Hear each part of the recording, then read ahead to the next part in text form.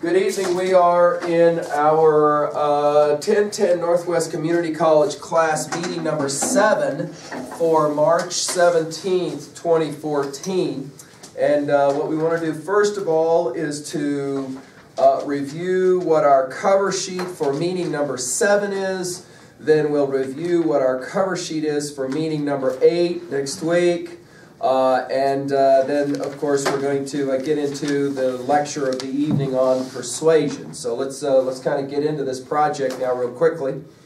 First of all, this evening for meeting number 7, you actually have 2 packets that you're handing in to me. Let's call it Packet A and Packet B, all right? These are 2 separate packets, so you're not putting these things together. You're separating them. 2 separate packets stapled and then of course handed in here on my table by the end of the hour. Tomorrow at the latest. Again, some of the intel that we go over tonight requires that you have to turn it in tomorrow to me. You understand the protocol of handing it in at the high school through the office there, and they'll put it in a mailbox. But our cover sheets are so critical because you may end up handing these in later. First of all, Packet A, our normal packet. Your Chapter 5 notes with your paragraph annotations for your models. Again, on your cover sheet, I want to see the titles of each one of these model texts.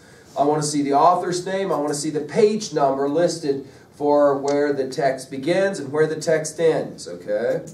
I'm looking for your grammar handbook tonight as Section P. You've got your NWCC tutorial number 3, which is Databases 101. Your Chapter 5 paper with your 5 references used at the end, and of course the Teaching Company lecture number 4 that we'll watch here in a bit.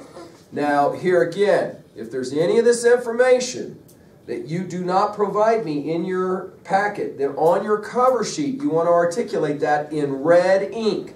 If you tell me that everything is complete in this packet, and then I go through the packet and I identify things being missing, that's not good for your score. So you want to make sure and let me know in advance with red ink. If for some reason you don't have something, you might want to explain to me why that is. Again, you have until tomorrow to hand this in to me late with a note on the cover sheet explaining to me why it is you had to hand it in to me late. All right? Any questions about packet, what I'm calling here A?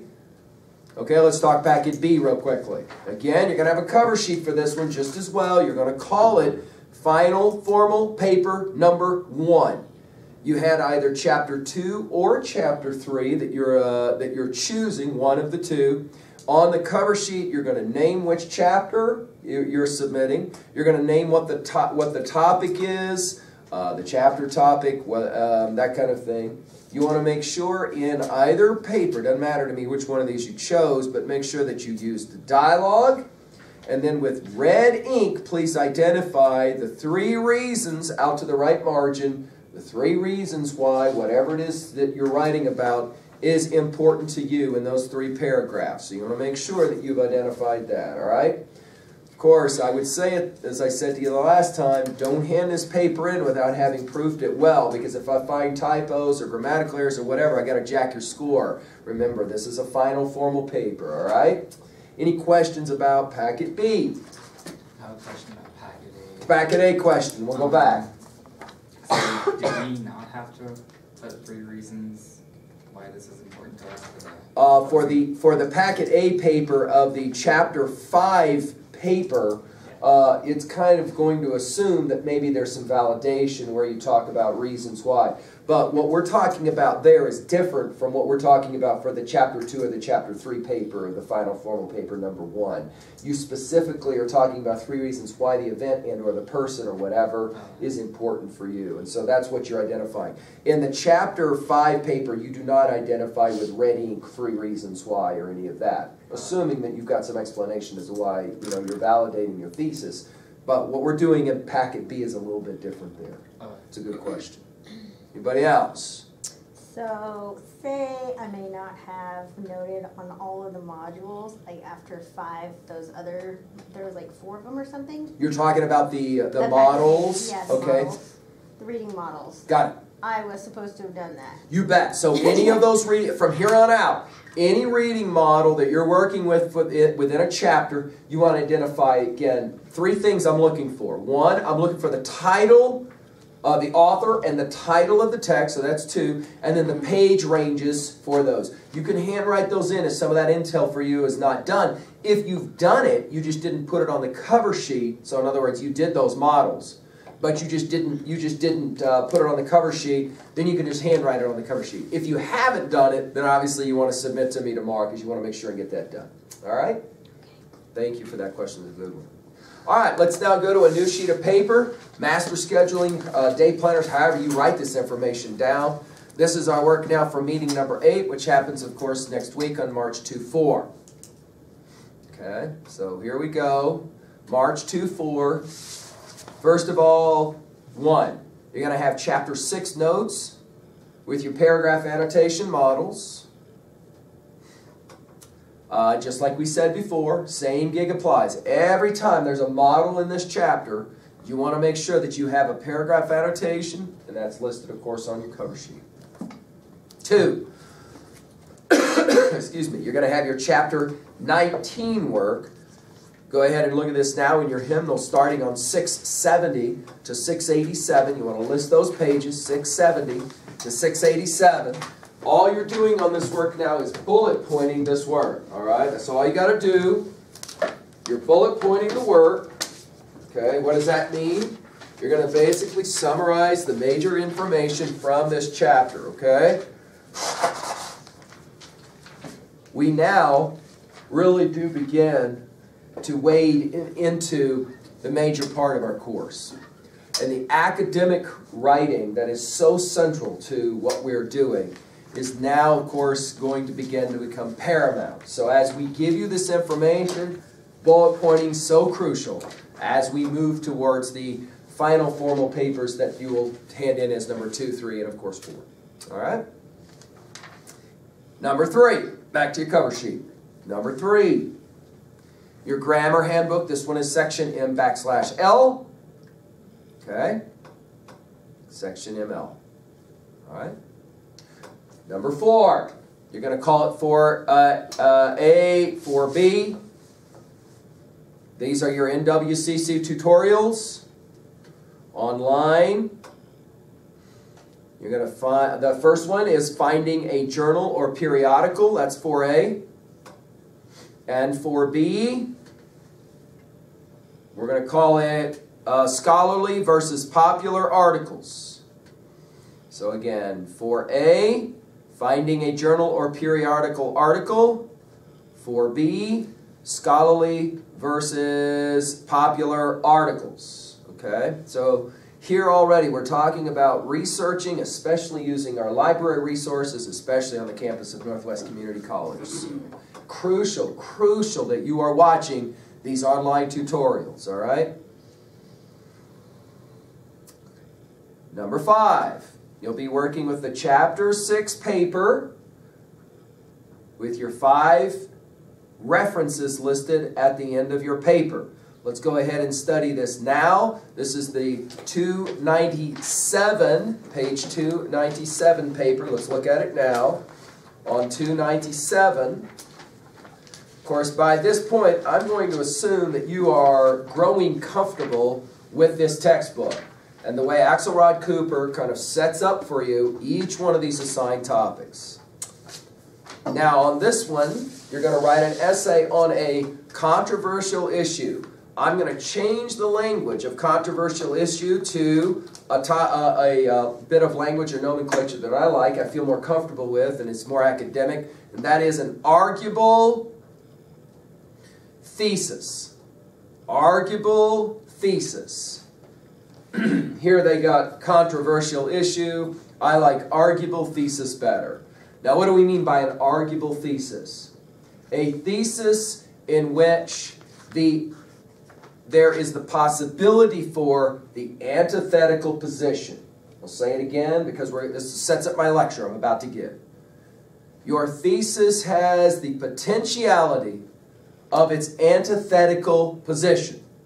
That is to say, the opposite of its thesis. It gets dark at night is not an arguable thesis unless you're on some serious LSD. Do you got me? Okay? So in other words, you're going to pick an arguable thesis which has its opposite argument as a potentiality, right? In other words, there has to be the opposite side. That defines it as an arguable thesis.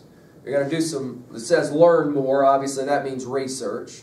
You're going to take a position on this arguable thesis, okay? So in other words, you're going to take a side. Whereas before, expository writing, we were working to try to not be biased, to not take a side. Now you are going to take a side, okay? So you're going to choose one side or the other, all right? And you're going to present then your validation. Question, go. So can we write on the same topic as we did for the last essay? See, think about this. This kind of makes sense to a lot of my writers. They will say, I've kind of been doing this research where I'm looking at both sides. I presented that research from both sides, right? Now in this paper, I'm going to choose one of those two sides. I mean, do I need to necessarily go to a whole brand new area of research? I don't see why that's necessary. Some of you will say, I'm learning more if I do that, so I'll do that. But others of us will say, I've already devoted quite a bit of time and energy to researching both sides of the argument. Now I'm going to choose one of those two sides, and I'm going to argue that one of those two sides is the stronger argument, ergo my arguable thesis. Okay? It's a very fine question. All right, so absolutely. Clearly, your paper is going to be written differently. Why? Because you're going to now present your validation with that biased opinion, that arguable thesis, in mind. Okay, so each one of your topic sentences will directly speak to this thesis that X is stronger than B, that X is stronger than Y, A is stronger than B, a biased position. Okay? By biased here, we just simply mean prejudicial to a certain arguable thesis, one side or the other. Understand that you don't necessarily have to even agree with the position that you take. We are engaged in rhetorical exercise here. You don't have to necessarily genuinely believe what it is that you're arguing in your paper as long as you make the argument clearly. Okay? Sometimes instructors will even make students write on topics about which they disagree. Do you agree or disagree that abortion should be legal? I definitely do not believe that it should be legalized. Your side topic is that it should be legalized. Go. But I don't believe that. You don't understand. We're not necessarily asking what you believe. We're asking what you can present in the form of arguable thesis writing. It's a good exercise. Sometimes it's very good exercise to write on that which we don't necessarily personally believe. It requires of us that we think about the other side's argument. Can we also use like a court case to argue? Well, what I would say is in your validation, you're going to be using any kinds of number of types of validation helps. Not as validation, but as argue for or against the court case, absolutely. So in other words, the court case's finding was legitimate or illegitimate. That's obviously an arguable thesis. Absolutely. The only other thing we're going to add to onto this topic of 297 is, again, that you must, in your research, provide at least 5 different times in the body of your essay evidence that you gained from outside research sources. Okay? You're going to present that information in the body of your paper, and then at the end of your paper, you're simply going to list those 5 sources. Up to this point, we have not even mentioned issues of style book. There's a reason for this. We're going one step at a time. We ultimately will talk about style book, and more particularly the MLA style book, but we wait for another week before we get there. You're going through a process of just learning how to do fundamental research. I found some information. I want to present that information in my paper to help me make my argument. Again, arguing a position. We'll have a little mini lecture here in a second about what that's all about, okay? Okay, so those are the 5 things that we're looking for the packet of March 2-4 meeting number 8. Let's now turn and have some conversation about persuasion. So you may want to go to a blank sheet of paper now, and this is just notes to help you write the Chapter 6 paper. We are writing persuasion. Now what exactly does that mean? And how will we then write this paper? So what I'm about to speak about now, very important for our paper for Chapter 6. All right? First of all, we want to make a distinction that we're going to draw between writing to persuade, what we will call argumentative writing or persuasive writing, and editorializing or opinion writing. Okay, we want to first of all make that distinction. Well, what's that all about? Well, when we are writing to simply form an opinion, we are doing what we often refer to as editorial writing, opinion writing. We are doing what you maybe are familiar with in a newspaper setting where, for example, you have an opinion, you're going to write a letter to the editor, and you're going to share that opinion. Maybe you're familiar with this concept in a local newspaper. I don't like what's happening at the local golf course or the country club. I am going to express my concern about this, and I'm going to write this little 500-word or whatever little essay, right? We're going to call this editorial writing. This is not writing as we call it within the academic community when we talk about persuasion. Okay, what's the biggest difference? Well, the big difference is when you're writing editorially, you are simply presenting your opinion, and frankly, you could care less whether anybody on the other side is going to agree with you or not. You have an opinion, and everybody else's opinion is wrong. Your opinion is right. That's what we call editorial writing or opinion writing, okay? Within the academic community, we rarely pursue this kind of writing, okay? Instead, we write what we will call persuasion. Now, what is that? Not writing to change people's minds or opinions. No. I think all abortions should be legalized. I'm going to write a paper about that, and then all abortions in the world legalized. Everyone will agree with me. Now, see, this isn't the way the human psyche works anyway, right? People don't change their minds so easy. They don't change their opinions. Find somebody who tells you that he or she has changed his or her opinion or mind, and come back in 5 years and let's see if that opinion has actually changed or not. We have deeply held opinions and views. We don't change those so easily. We certainly don't change those after we read an essay. Well, if we're not writing to change people's minds, then what are we doing? Important. Writing to challenge the reader's opinion or view. That's the best we can hope for. In other words, what you're looking for at the end of the project is for the reader of your paper to say, you know, that's interesting. I never really thought about it from that perspective. That's the best you're hoping for. Not the reader reads your paper and goes, oh, you know what, you're totally right. I'm changing my mind. No, no, no. This is not the way it works. Okay? But see, we have an immediate problem. If I'm having a conversation, for example, with Miss Torres there, and all of a sudden I say something that really upsets her, and she goes, ah, you are a total jerk. I'm not talking to you ever again. She walks out the door. And I immediately realize, uh-oh, she thinks I said X, but I actually was saying Y, okay? So I run down the hall, and I say, hey, hey, hey. She's like, no, I'm not talking to you anymore. And I say, wait a minute, I think you thought I said X. That is what you said. You're a jerk. And I say, no, no, no, that's not what I said. You think I said X, but I actually said Y. And she goes, oh, I thought you said X. I said, I know. I could tell that's what you thought. But that is not what I was saying. What I was actually saying was Y. See, we can talk about it. See, we can do that when we communicate, right? But here's the problem. If I write a piece of argument, and all of a sudden I upset Ms. Torres and she sets the paper down, she stops reading, until somebody can invent paper that starts talking, hey, pick me up, keep reading. You got to keep reading because I'm going to explain that I didn't say X, I actually was saying Y.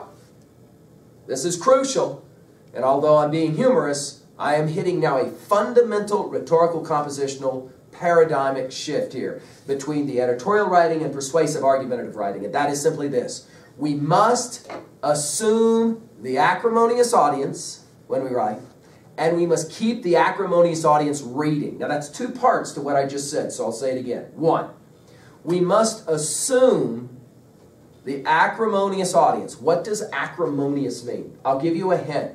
Does it mean that we assume that we're writing to an audience that agrees with our position or disagrees with our position? Acrimonious, derivation from acrid. If something is acrid, does it taste good, pleasant, or bitter?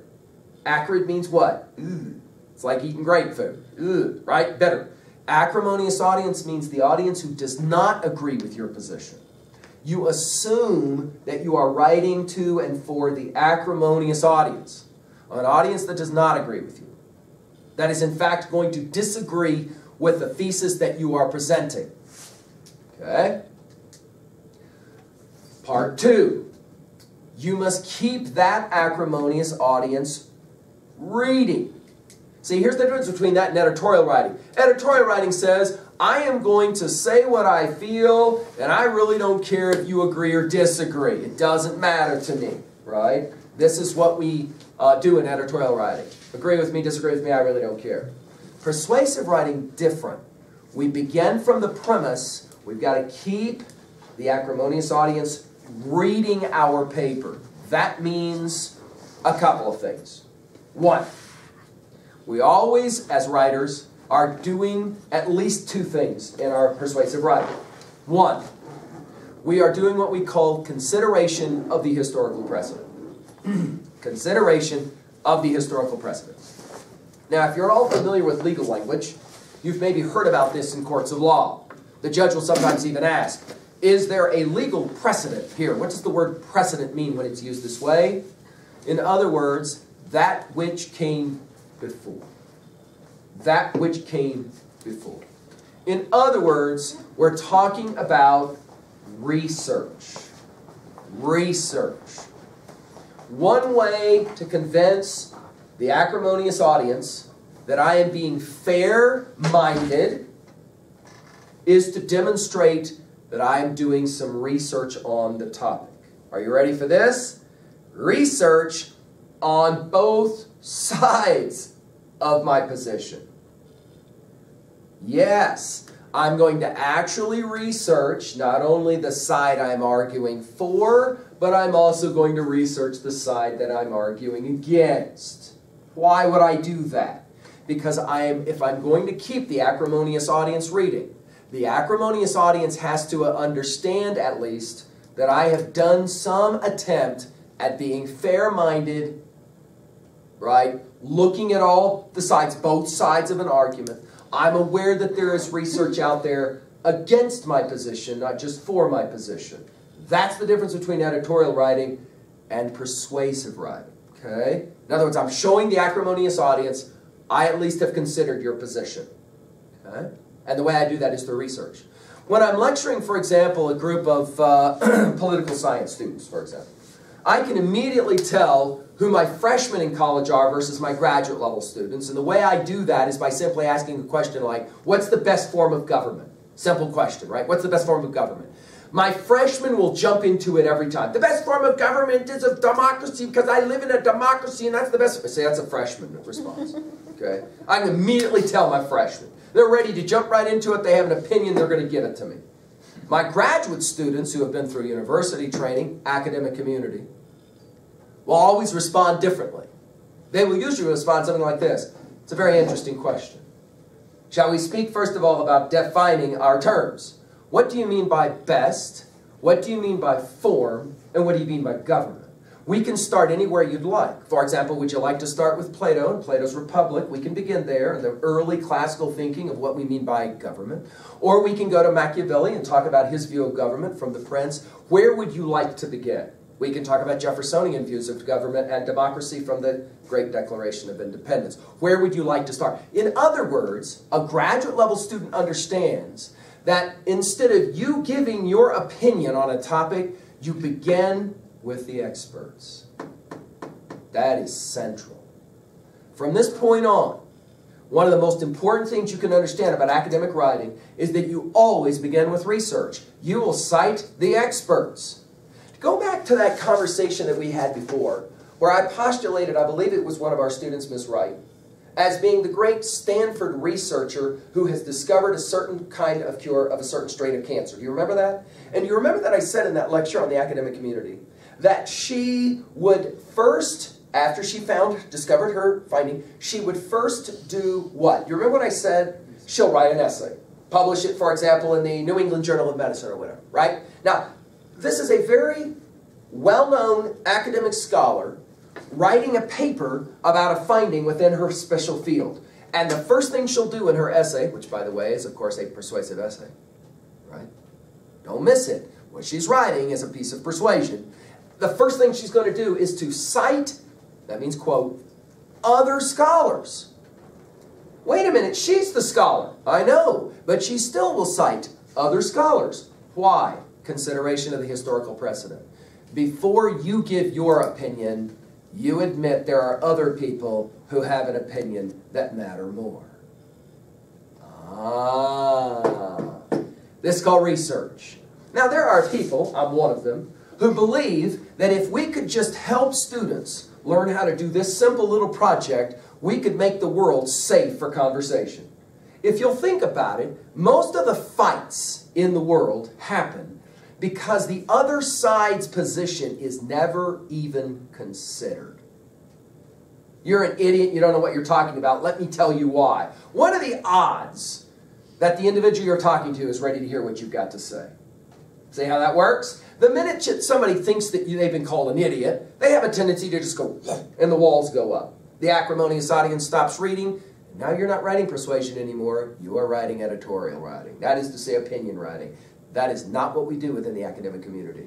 You must begin with the consideration of the historical precedent, that's called research, so that you are able to present your validation in such a way to show yourself fair-minded. Number two, at any number of points in your essay, you're going to do what we call conceding a point. Now, what does it mean if a ball club concedes the game because they're losing so bad? What does that mean?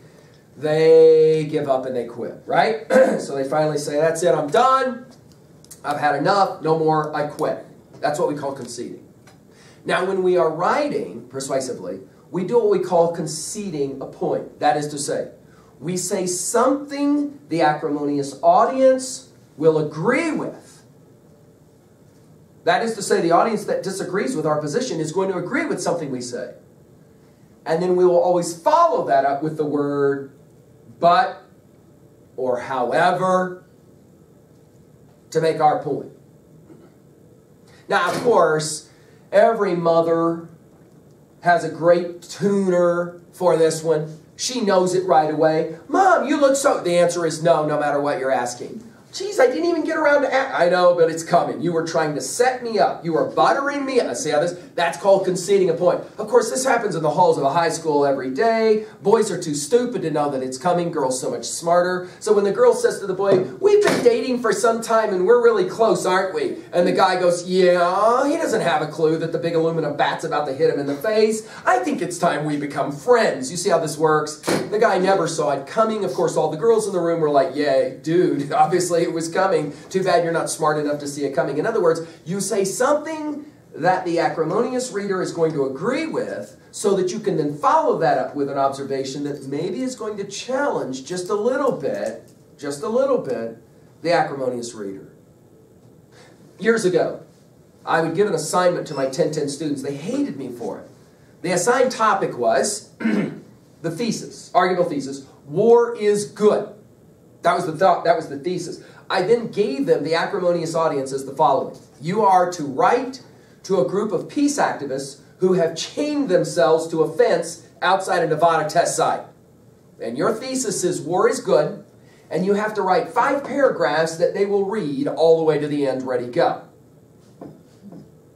And my poor student writers would spit and fume about this forever. You cannot write to an... I mean, hello, obviously they don't think war is good, or they wouldn't be chained to a fence in a Nevada test site. But I asked them to consider the opening lines this way. First line of the essay, war is horrible, terrible. All kinds of terrible things happen. Children die, families are destroyed, economies often ruined. However, war is sometimes necessary. Now notice the stylistic change from war is good to war is sometimes necessary. Now all I have to do in my essay is to provide some examples. Can you find any examples from the past where really bad guys had to be stopped and the only way to stop them was to put a bullet in them? Ta-da! Now all of a sudden I'm considering the historical precedent. I'm not saying that war is good. I'm saying that sometimes war is necessary. That is to say war is good. See how that works? Consideration of the historical precedent allows for me to then concede a point. which leads us to our final concern, and that is the presentation of validation. Now, this is a little bit different from our POV's points of validation. This is presentation of validation. Now, what do I mean by that topic? Good question. I'm glad you asked. Presentation of validation says there's different orders that we will consider when we present our argument. There's two that come to mind immediately. One, I begin with my strongest argument first and go to my weakest argument. Two, I begin with my weakest argument and move towards my strongest argument. When you are considering the acrimonious audience, the argument stylistically usually goes, start with your weakest argument first, then go to your second stronger argument, ending with your strongest argument. The argument is something like this. If you begin with your strongest argument first, it's possible that the acrimonious audience reader will feel so attacked and maybe so challenged that he or she just stops reading altogether. However, if you begin with the weakest argument, the acrimonious reader can at times go, well, you know, it's an argument, but I got an answer for that one, and then keep reading. As long as you're able to present data that shows that you're being fair-minded on both sides of the argument, you're providing research, for example, to the other side, right? That allows you, then, to be able to be perceived as fair-minded enough that the acrimonious reader will continue to your final point of validation, arguably your strongest point. Okay? So from this point on, when we write within the academic community, the question is never, do I have to have sources in my paper? From here on out, we take that kind of a question and throw it out the window. Instead, it's a question of, how many sources am I allowed to use? I want to use source work. I want to do research. I won't write another paper without doing research again. Why? Because I am going to prove to the instructor that I understand what persuasion is.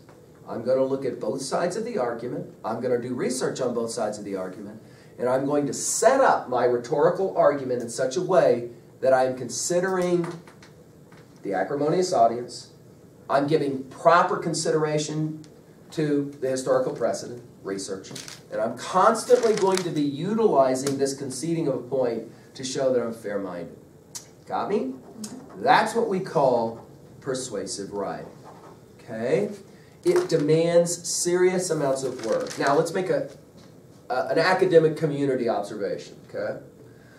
When instructors give, again, we're working a 10-10 class, so I'm going to helping you for the university coursework that you're going to, if not enjoying, maybe enjoying, right? You're going to have to do it.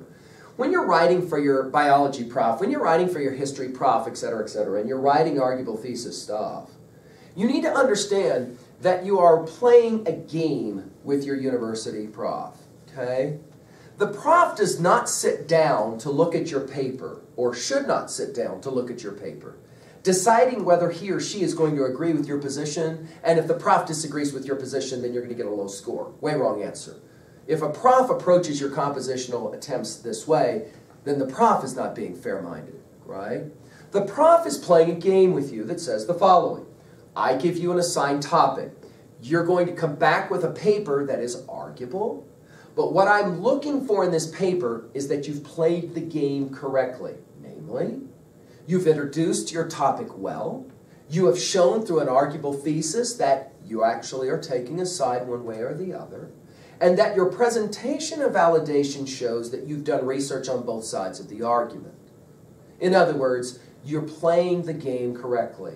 Where do you use the consideration of the historical precedent? Where do you use validation that you're citing? Do you do that? Or do you simply say that the best form of government is a democracy because you live in America? See? In other words, are you playing the game correctly? Are you going through the proper steps? Now, having said that, be forewarned.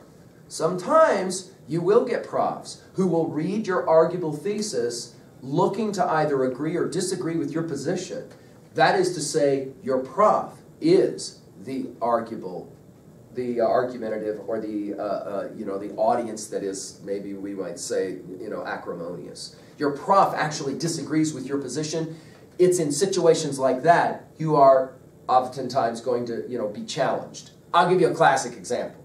A colleague of mine in college took a Shakespeare class from a very well-known Shakespearean scholar, and his first paper was Shakespeare Sucks. Well, is that an arguable thesis? You bet it is. I mean, it's almost like, you know, so arguable it's opinion, right? But he couldn't understand why the prof just did not embrace his position so well. You see, he thought he had well researched. Well, you know, the guy is a Shakespearean scholar, so dude, you probably should have reworded the thesis to say, while Shakespeare is the genius of all geniuses, there are moments when he does show weakness. Now I can write a paper showing some problems with some of Shakespeare's writing, as opposed to Shakespeare sucks. So the formulation of the thesis has got to be well intended for the prof, especially if we have a sense that we're writing on a topic that we know the prof maybe doesn't agree with. In the best of all worlds within the academic community, we're writing for a prof who doesn't have a horse in the game, or in the race, right? In other words, the prof is simply looking at your thesis, what do you state as being your arguable thesis, and how do you go about validating that thesis? Going forward, in our next series of comments, we'll begin to talk about the way in which this presentation of validation has to happen when we do this consideration of the historical precedent, when we do this research thing. So, for example, I go and find research in this place. I am going to then use it in my paper. We call that citing, C-I-T-E, cite, or quoting. These terms mean roughly the same thing. When I cite that information, how do I do that? Well, there are rules to the game. We call those rules a style book. A style book. And there are many different style books. The two most popular now within the academic community is called the American Psychological Association Style Book, APA. Remember, psychology is spelled with a P, right? And the Modern Language Association Style Book, MLA. Okay? Within the academic community, the APA is usually reserved as a style book in our math sciences and in our social sciences. Okay? Sociology, psychology, mathematics, etc., etc.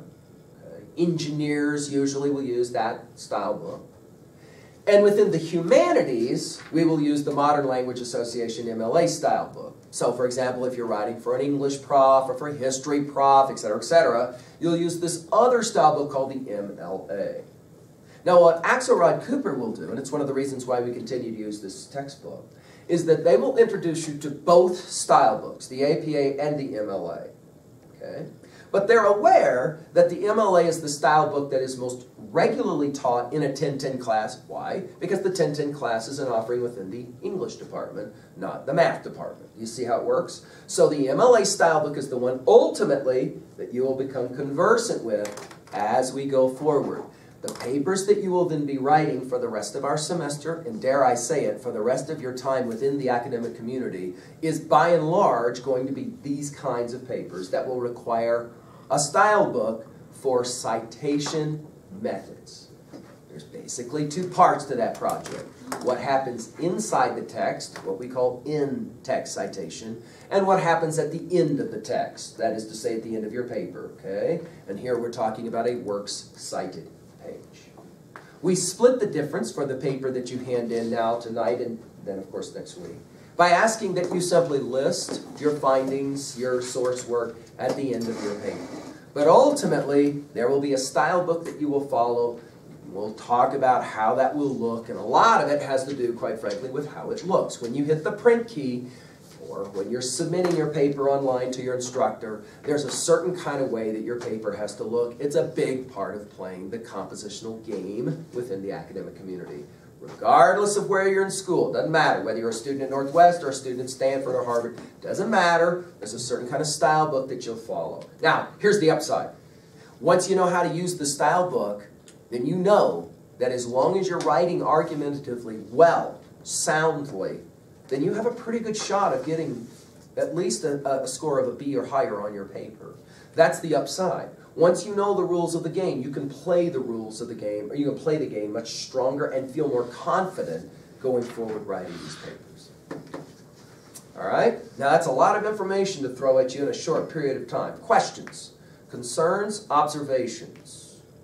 Notice we've taken one step beyond our skeleton guide. Did you notice this? Where we just said, okay, basically these essays have three parts: a beginning, an introduction, a middle, what we'll call points of validation, and an end, what we'll call a conclusion. Now we're kind of beginning to flesh out, aren't we, what that means.